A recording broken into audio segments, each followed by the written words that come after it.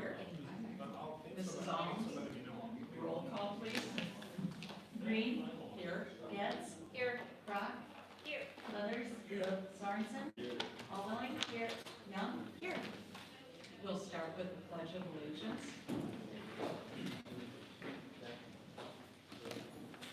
I pledge allegiance to the flag of the United States of America and to the republic for which it stands, one nation, under God, indivisible, with liberty and justice for all.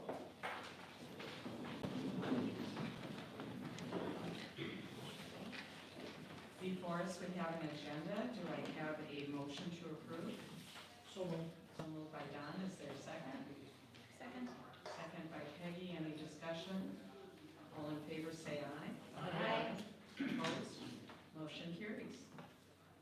Okay, now we have a public hearing to request approval for a tax abatement for Nicholas and Brianne Erickson for a property located at 3302 6th Street Northeast, Austin. Executive Director of Finance, Andrew Adams, will present. This is an action item. Welcome. Chair Green, Superintendent Page, members of the board. Tonight we have a housing tax abatement application from Nicholas and Brianne Erickson, who currently reside in Faribault, Minnesota, and they are looking to build at 3302 6th Street Northeast here in Austin, over by the old mill.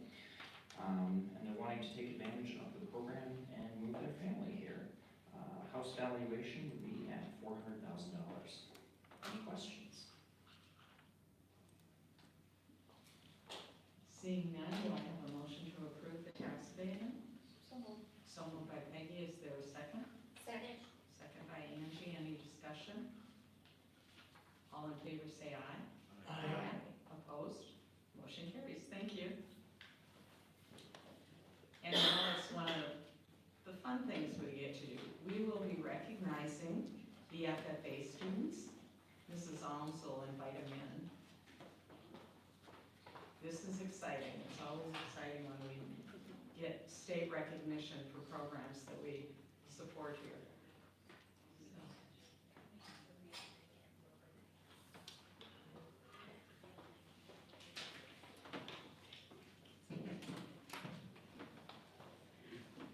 Welcome.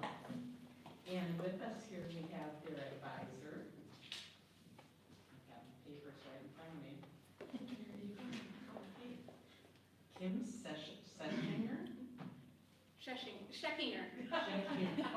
I've heard it said wrong so many times I can't get it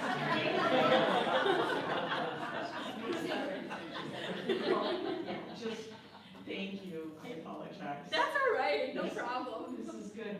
We are so glad to see you all here. We've seen you earlier in the year, and now you've gotten more accolades and awards. So please introduce yourself and share your story with us.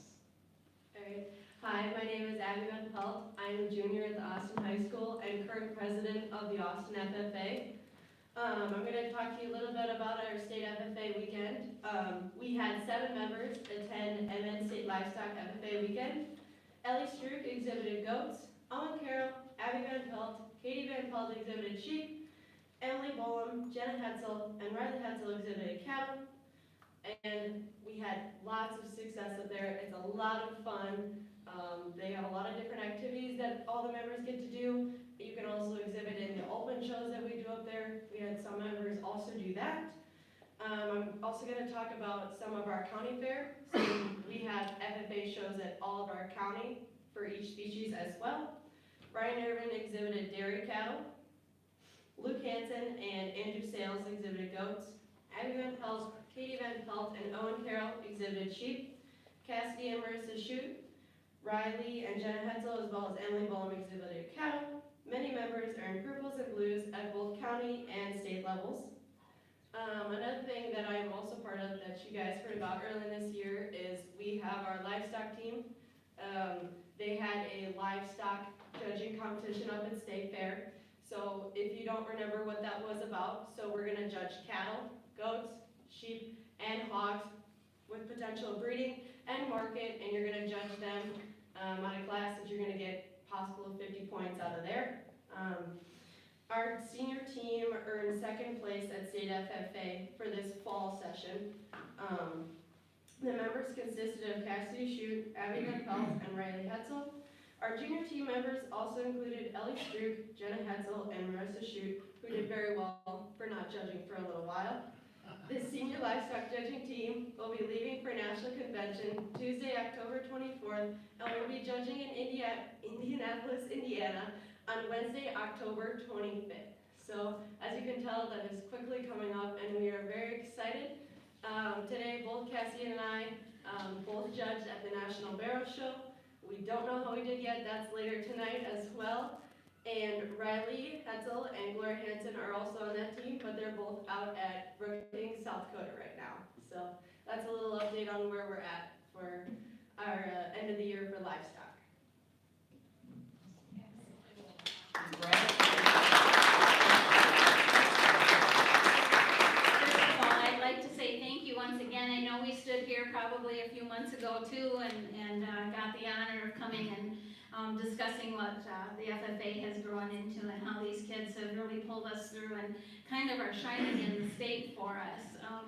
As tonight, Nick and I just got done serving out at the National Barrow Show. They have a collegiate dinner for the college students that come in, and they serve that. So they asked us to have some members out there, Nick and I, and let's see, Blake Van Pelt, Hunter Van Reese, Anna Kosman, and Anna Radford Garcia. We all went out there and we served all these, probably, I don't know, I think we served probably 400 students out there for that. So they're getting their results too. But what we're looking forward to right now and in our big push within the next few months is getting our first meeting going, pulling everybody together, which fruit sales are coming up. So we'll be selling fruit from September 19th, 20th, something like that, until we go into MEA. And MEA time is a big time for us. As you've heard Abby explain, we're headed to Indianapolis. The judging team is headed down a day ahead of us. The rest of us are coming down a day later to meet up with some of them that are coming back. They're going down and judge, and they're turning around and coming back because they have sports events that week. So they're going to have a big turnaround. Once we get that done, we have Feed a Farmer that we always do. We're waiting for the beans to start coming in, and everybody wanted to make sure we hit that bean pull because most of the farmers, that's kind of a bigger pull for us. And we got third grade on the farm going on the 20th, and third graders, they just can't wait for this. They're going to be going out to Jeff and Shanda Sales to the swine nursery. We're going to Sales Dairy just right down the road, and then they're going to come into town to the fairgrounds. And some of the FFA members are bringing in animals. Luke is bringing in goats, and the Van Pelts are bringing in sheep, and we're looking for rabbits, and just to fill in some space so some of these kids can see some of these other animals, let alone the master gardeners are going to be out there with the garden behind the 4-H building, and the 4-H leader, Adam Stiefelmeyer, is going to also be there with the 4-H stuff. So we're going to be taking off running here, big things going on, and then after convention we kind of slow down a little, but not too slow because we got CDEs and LDEs going on at the same time, so most of our kids are involved with that, so we'll keep pushing them on that too. We've gotten a lot of 9th graders. I'm excited to see that have come in, and kids that I don't know the name, and it's amazing.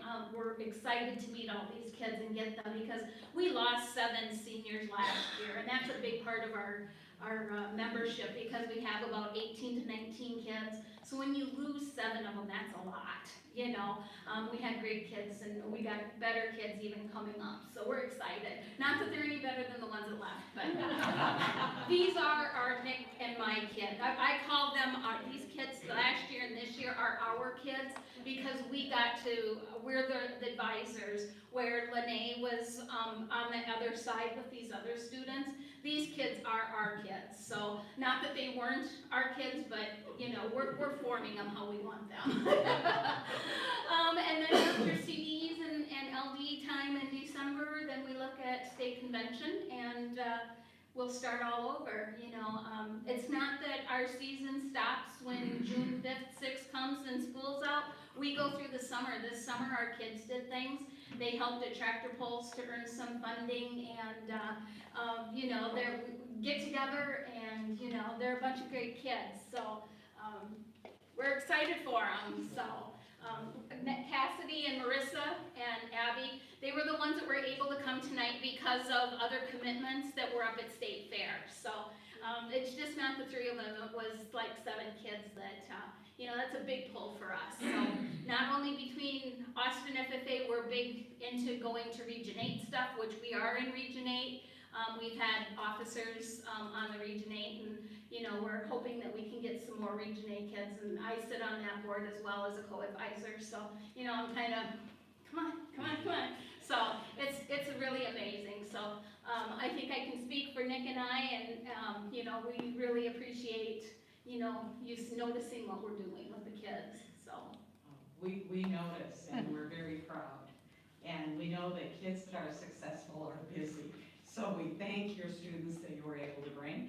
And if you could get your fruit sales information, I think to Mrs. Alms, she would be able to distribute it through our media with Ryan Mayers here. Yep. And so that would be a huge, I love FFA fruit. So, Yeah. good. And I don't want to go without talking about John. John's here with us. John is our anchor for our livestock team. John has been the anchor since my kids were judging. John can take the podium and talk to you a little bit. You know, this going to Indy is, you know, they've gone out to Denver a couple of times, but I don't know who's more excited, the kids or us as advisors going. It's a big thing, so I'd really like John to talk about our kids too. Okay, welcome, John. Thank you. I guess there's not much for me to say other than a lot was already said. There's just a little bit of excitement in the ag program, if you haven't noticed. And there's a lot going on, and a lot of that is because of you guys. There's principals in this room, school board members that have been huge supporters of the FFA. And we came here, I think it was 9 or 10 years ago, asked for a Hormel Foundation, and we got it, scholarship. And that's what spearheaded and started this whole thing. And I just love working with these kids because they're, as a coach, it's easy when you have talent to work with, and I do. And I've had talent for the last 20 years to work with, watch a lot of kids go through this. And they're no different, extremely talented kids.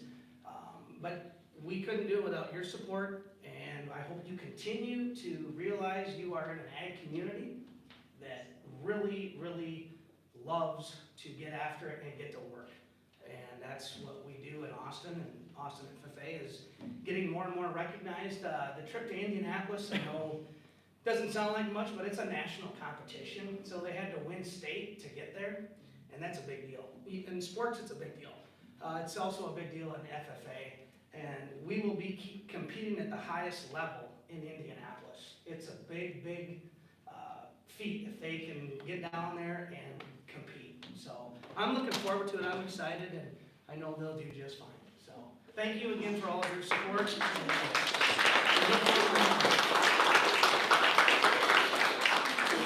I guess the one last thing I'd like to say is the Austin area FFA alumni has come together really well in conjunction with the Riverland Egg Club. It was a group of coffee men that, you know, started the alumni and the egg dads, and we kind of all worked together between Mr. Schultz, myself, and John, and the coffee egg guys that met in the morning for breakfast, and now we're meeting in the evening.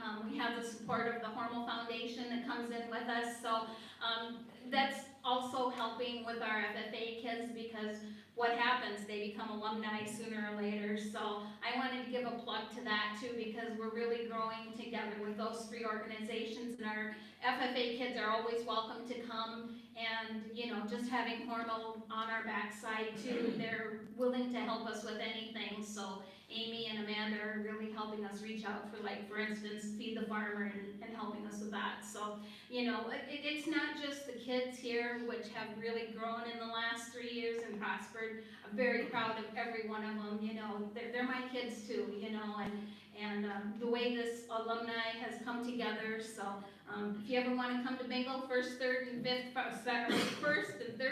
Friday, come on down to the VFW, you'll see us. So thank you again for having us tonight. Thank you.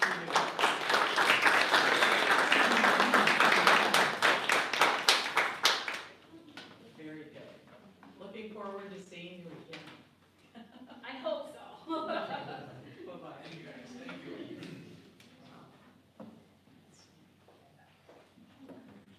Okay, at this point, we leave time for delegations. If there is anyone who would like to address the board, we do have parameters, and seeing none, we'll continue. Okay, it's time for our superintendent's report. Dr. Page? Thank you, Chair Green, members of the board. First of all, I just want to thank all of the employees for their efforts in preparing for the 22-23 school year. We've had a terrific welcome back and kickoff we held with Mark Perna a couple weeks ago on Thursday, and we had a really great event that day in the Knowlton Auditorium. Our early childhood programming will restart tomorrow across the district. We have preschool open house today at our new locations, and our ECFE classes will begin their fall session on September 19th at Southgate. And we're looking forward to seeing all of our students and families this week. I just want to thank the staff for their flexibility working through the last couple weeks, and for the patience of our families and our caregivers as we've had to reshuffle the deck around the district. I also want to acknowledge the great work by our facilities and technology teams in supporting all of the changes here over the last couple weeks. Homecoming. Well, as I mentioned, we're off to a great start this year, and it also shows how fast everything is going, because next week is homecoming. On Monday, some of the things that we have going on is Comfy Day. Tuesday is Spam Day. Wednesday is Dress Up Day. And Thursday is Class Color Day. And Friday is Red and White Day. Our distinguished alumni is also a signal of homecoming week. Once again, we're going to honor 2 alumni for their professional and community contributions this month as part of the homecoming festivities. And this will be Randy Bailey from the class of 1978 and Clarence Nival from the class of 1937. And it was shared in the Herald, both newspaper, both Bailey and Nival family will be part of the reception dinner on Thursday, September 22nd, along with taking in the Austin High School's homecoming festivities on Friday the 23rd, including the parade downtown and the Packer football game versus Owatonna. So I want to remind that the public is invited to the reception on the 22nd at the Hormel Historic Home, and you can call the district office if you need any information on tickets to the reception. Lastly is our referendum. Early voting on our referendum will begin next Friday, September 23rd.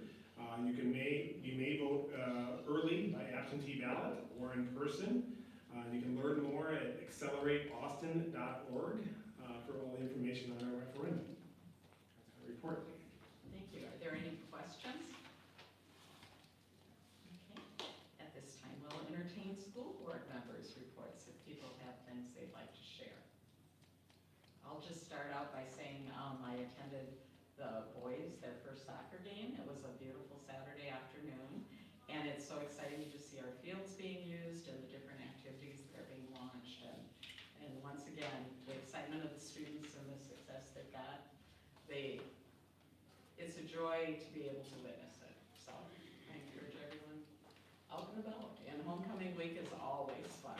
So thank you for the staff that put that together. Speaking of the soccer team, I feel like every time I pick up the paper, we have either a staff or a student representing so well. The soccer team spent some time at the nature center. Anyone else? And I just had one brain lifting. There was a social media post last week from the general manager of Taco John's. And I just wanted to share it because it was phenomenal. The woman basically said she has had such a good experience with the high school students, being in her restaurant this year, and she just felt that she needed to tell the community what a wonderful experience. And then there were several comments after that from other people who have been engaging with our students and have had wonderful experiences. And it just is, we do have something to be proud of here. We've got talent and we want to do whatever we can do to nurture it. So just throwing that out there because it was pretty wonderful. Evan? I just wanted to jump on a comment that Dr. Page said about the CLC transition. I have a child in the CLC, and I thought your correspondence with the families was awesome. The decisiveness and the promptness of you guys solving that issue that would have, I'm sure it was mind-boggling. The logistics of it were probably really hard to knock down, but you guys did it, and I think hopefully one of these days we'll get you guys a permanent site that the little ones can call home, but I think you guys did a great job temporarily, and I'm definitely proud of you guys, so thank you. Thank you. I'd like one comment. You sure can. I'd like to read a short editorial that I read in the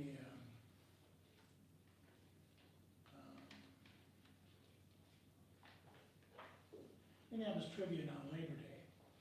And it's written by a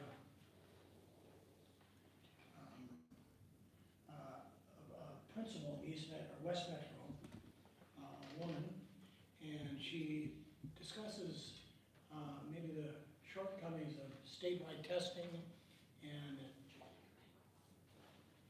and she talks about the shortcomings of, in her mind, statewide testing and some of the positive things that can be utilized in place of that. So if you would bear with me, I'll read it's a short editorial, and I should have brought the print copy, but I didn't.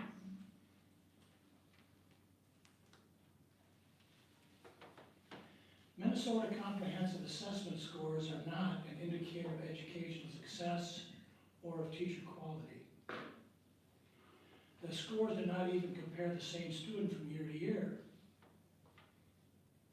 When you categorize students as black, that is, the skin color includes immigrants or new arrivals who don't even speak English or are still learning how to read. I'm speaking as a former principal who had a mobility rate of incoming students and outgoing students of 60%. That means 60% of the students who started in September were not the same students being tested in March or May, mostly due to poverty. Economics and parenting are the largest predictors of academic success. Teachers should not be blamed for things that they do not control or cannot influence. Politicians, and I read that as maybe we're politicians, politicians should focus on the real issues, the cost of special education services, jobs, and stable and affordable housing. COVID has demonstrated clearly in my mind that teachers really are important, that teaching is not easy, and that many parents are not equipped to teach math and reading. So the thing that I really took out of that is we're trying to lessen that achievement gap pre to post-COVID. And one of the things we kind of sometimes forget about is those students were not in a room with the teacher, and that is part of the reason that we're in the situation that we're in. So I just thought I'd share that with the group, and I think it talked about a lot of things that are important to every school district. And then I'd just like to say one more thing. I read the Austin Packer Bulletin today, and I just say that's a good job from a person who used to do the student newspaper at Glenville. It was an arduous task, and you did a fine job. If you remember when we first started the Dr. Page regime, or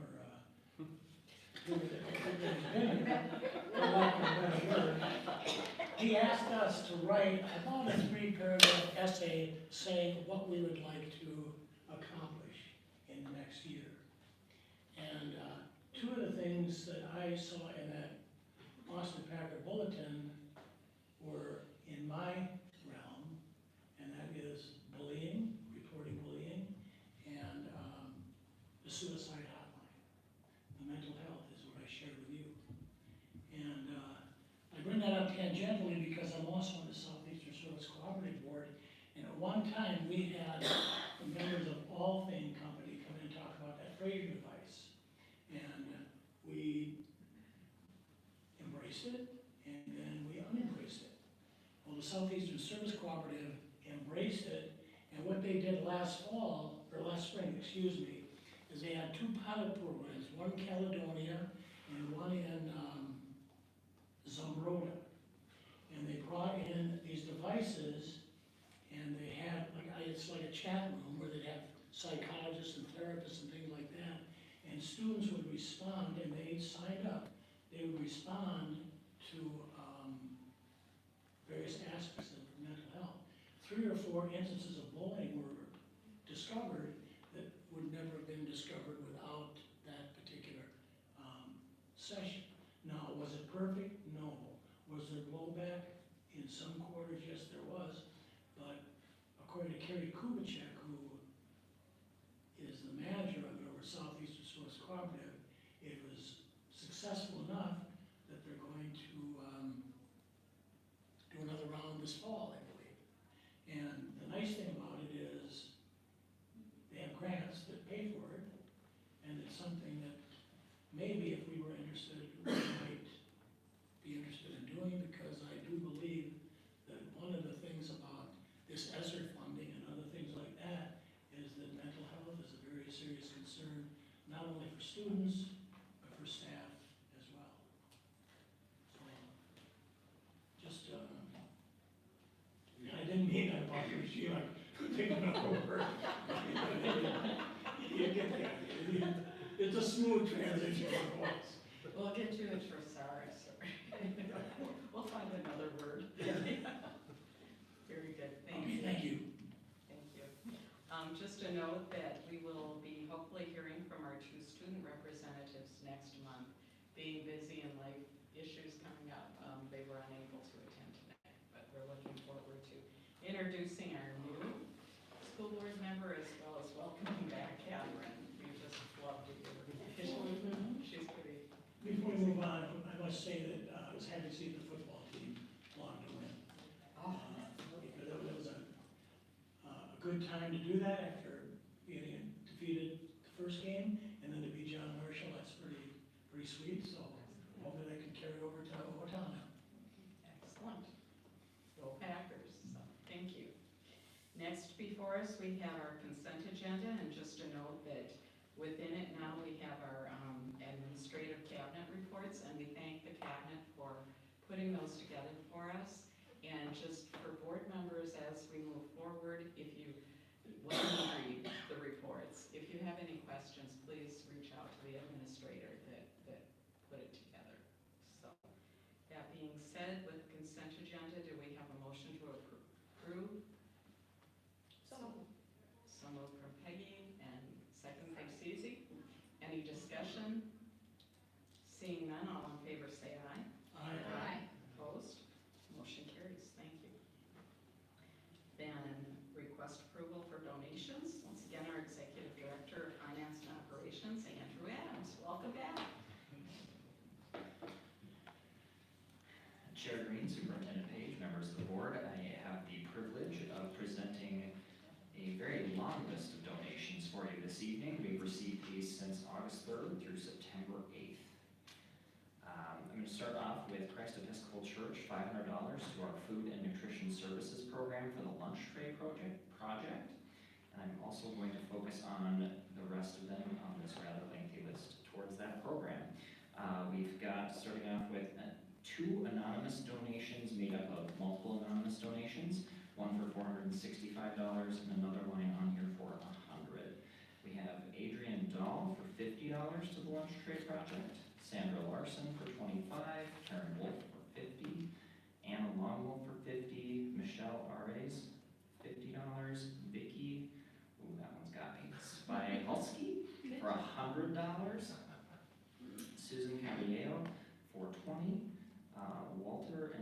Stovall for $100, Roland and Cindy Gensler for $476, and then Westminster Presbyterian Church for $490. So again, all of those were to our lunch tray program for our food service program here at Austin Public Schools. Next up, we have Darren Dash, $250 to the cross-country team for their expenses. We also have Aaron and Michelle Asmus for $300 to the cross-country team. The Riverland Foundation provided $100 to our high school band program for expenses. All right, and then we have Artis Anderson in memory of summer teacher Marie Rhodes for $5,250 to Sumner Elementary, and that is for student enrichment activities. Lars Johnson donated, through some work he did, a colored printer valued at $700 to the Ellis Art Department, and that is for student and teacher use. And then last but not least, we have our Early Risers Kiwanis group, Faith Church, and the Austin Eagles. Together they raised $3,000 for the CLC, Woodson, and our 4 elementary schools, and this was to get supplies for our Kids Club programs. So with that, it is my recommendation to the school board that they accept and approve the gifts as presented. Do we have a motion to approve? So moved. So moved by Katie, is there a second? I'll second that. Seconded by Don, any discussion? Once again, showing how generous our community is. All in favor, say aye. Aye. Opposed? Motion carries. Thank you very much. Okay. Now before us, we have request approval of revised policies. These are second readings, and so they will be action items. So first we have policy 504, student dress and appearance. Do I have a motion to approve? So moved. So moved by Peggy, is there a second? Second? Second by Cece, any discussion? All in favor say aye. Aye. Opposed? Motion carries. We have policy 534, unpaid meal charges. Do I have a motion to approve? So moved. So moved by Don, is there a second? Second. Second by Evan, any discussion?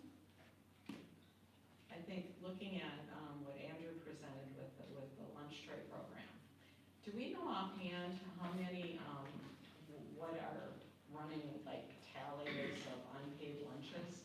What kind of financial?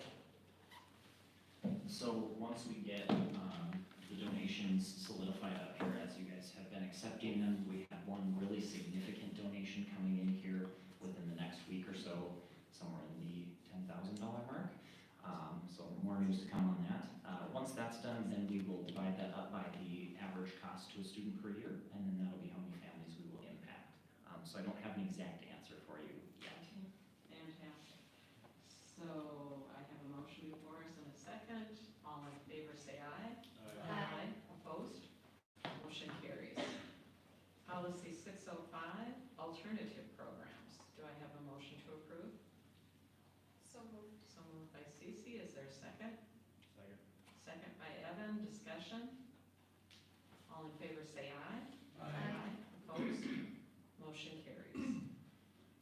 Policy 603 on curriculum development, do I have a motion to approve? So moved. So moved by Katie, is there a second? Second. Second by Peggy. Any discussion? Okay, Go ahead. Don? Go ahead, Katie. Yes, the one thing I saw in that, was the school board shall designate a curriculum review committee, which is composed of the demographics of the community. Would we ever get a list of that group, or do we ever get to know who that group is? I guess is what question I have. If we appoint it, I would like to know personally who sits on that board or on that committee, I guess they call it, the curriculum review committee, is that what it's called? I don't have it at me. I read it 3 times, but I don't have it in front of me. Yes, yeah, we have that on, Katie or John can respond to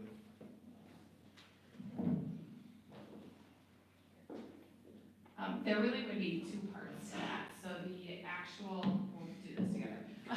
The actual curriculum review process, you like how I did that, right?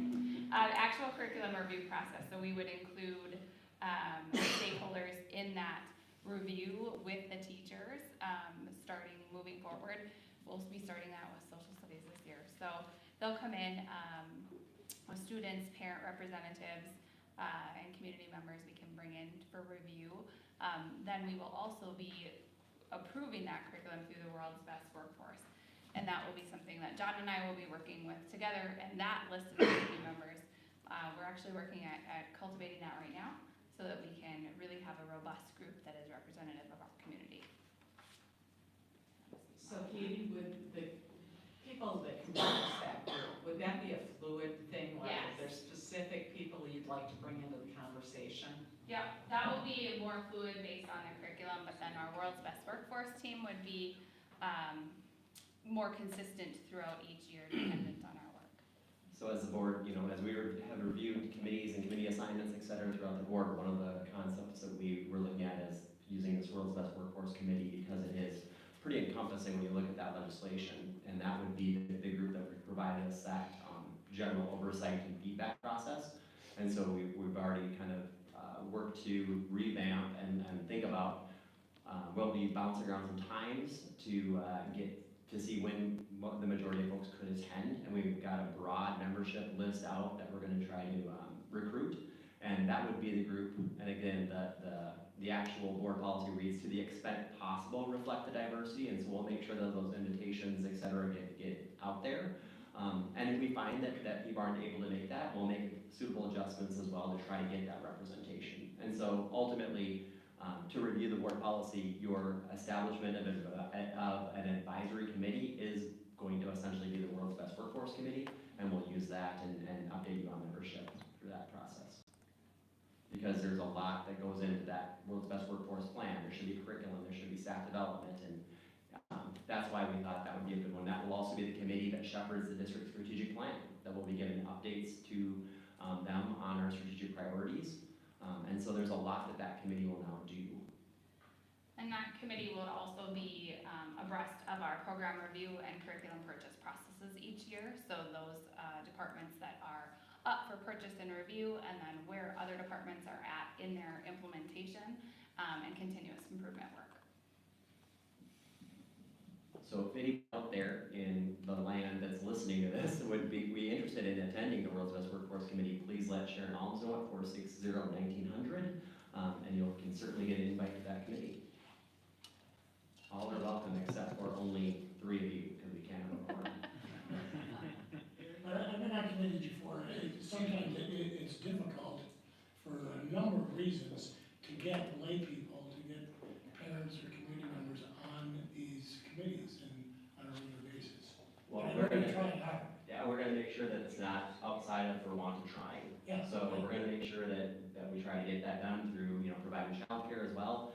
We're looking at a 4 to 5:30 time frame, hoping that it's kind of that in between before people have getting ready for dinner, if you call it supper or whatever you want to call it.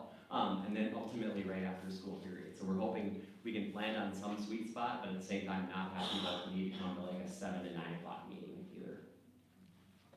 Okay, thank you. Sounds exciting. Thank you very much. We have before us a motion and a second. Further discussion? Seeing none, all in favor say aye. Aye. Opposed? Motion carries. Finally, we have policy 604, instructional curriculum. Do I have a motion to approve? So moved. Don, is there a second? Second. Second from Peggy. Any discussion? All in favor say aye. Aye. Opposed? Motion carries. And now it's not on the agenda, but our next meeting would be a work session, and that would be Monday. I'm looking at this. It would be Monday, September 26th. And I have a wedding coming up, so I will not be at that work session, Peggy. And so my right hand, left hand person but she's available, will be chairing that meeting, so. Anything else that people would like to share? I gotta ask a couple of questions, number one, what about, with this movement of CLC to various elementary schools?